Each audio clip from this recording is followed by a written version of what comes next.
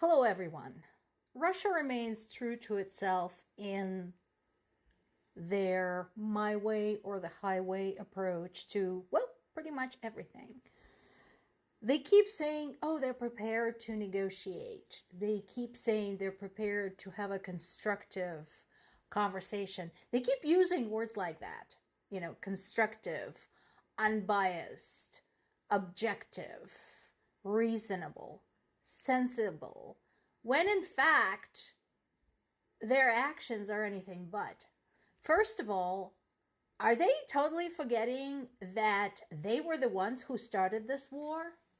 So, the first step to show any kind of goodwill on their part would be maybe to stop murdering Ukrainian civilians. That would be nice, for starters.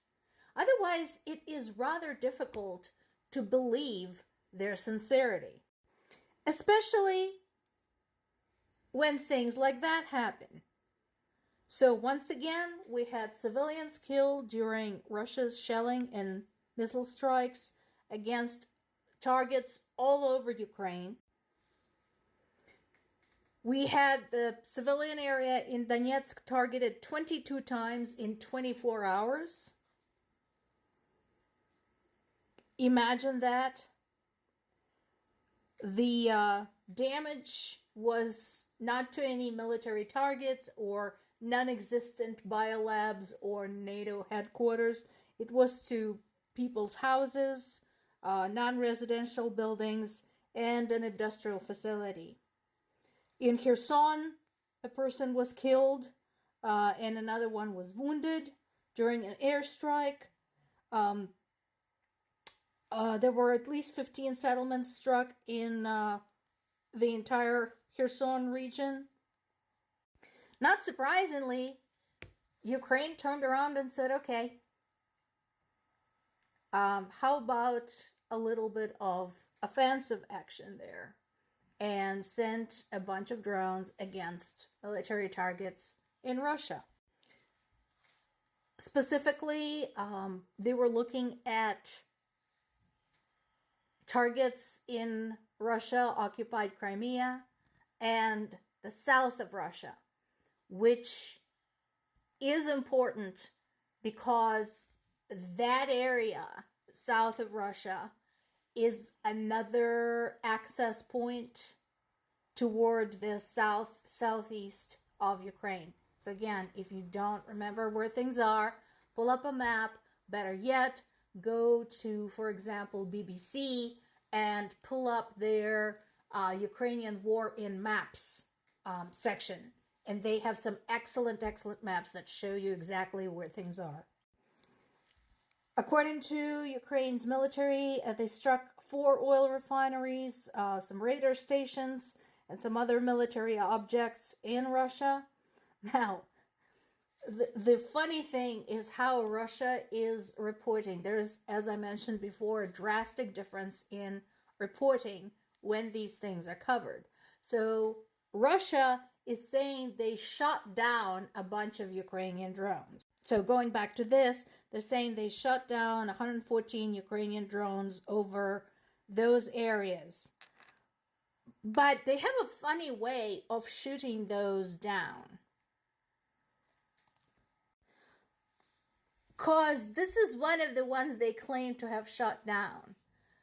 They seem to have a propensity for disabling Ukrainian drones using buildings, like this oil refinery, which burned for 3 days.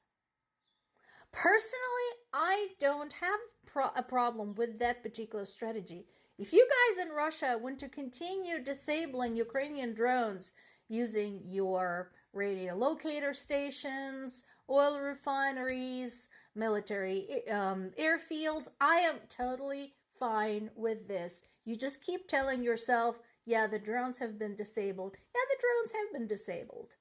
Because that's what happens when a drone hits your fucking refinery. It becomes disabled.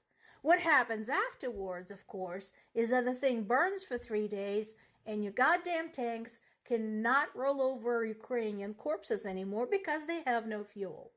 But you cover it any way you want.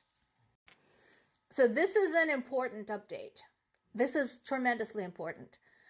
If you recall, the last big push of Russian military was in the Kharkiv region. We talked about the symbolic and political and economic importance of Kharkiv as the second largest city in Ukraine.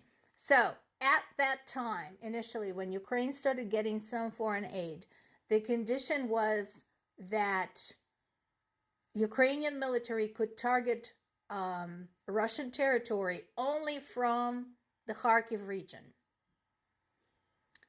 Well, since Russia hasn't learned its lesson, this has been expanded beyond the Kharkiv region. Since Russia continues pounding Ukrainian civilians, destroying homes, making a concerted effort against Ukraine's infrastructure, roughly half of which is now destroyed, the restriction has been lifted. I think it's fair.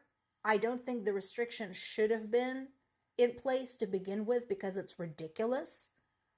When somebody attacks you, you should be able to attack them back. You should be able to initiate counter-offensive maneuvers. And you should be able to target their military targets on their territory as a preventive measure. Once again, we now have a tremendous amount of evidence, photographs, satellite imagery, trajectory recordings from Ukrainian weapons. All of that has been very transparent, offered for everybody's scrutiny to demonstrate that Ukraine is doing its damnedest to not harm civilians. Its selection of targets, its strategy of basically quick hits and retreat has been very precise and very successful. The last but not the least, I wanted to share this statement. Radek Sikorski is the Foreign Affairs Minister of Poland. And he is addressing something that Russians have been voicing, saying, well, we cannot lose this war because Russia as a state will stop existing. And Sikorski is addressing this actually from Poland's own experience. If you even peruse very briefly the history of Poland, you will find out that Poland used to be an empire to be reckoned with back in the day. And it is not anymore, but it still exists. Its culture still exists. Its system of beliefs still exists. And it is a rather booming little country. And it is, a factor on the political and economic scene, not just in the EU, but also in the world. So he makes some very good point. Moscow, historically speaking, hadn't been around that long. Everybody says, Russia gave birth to Ukraine. Actually, it's the other way around. By comparison, Kiev was founded in 482. Just saying. 700 years earlier than Moscow. Russia has lost other wars before. Crimean War, Russian-Japanese War, World War I. It's survivable. And the last point is absolutely crucial. There is a life for a nation after being an empire. And there is a life other than being an empire and a global threat. So maybe people of Russia should consider this alternative.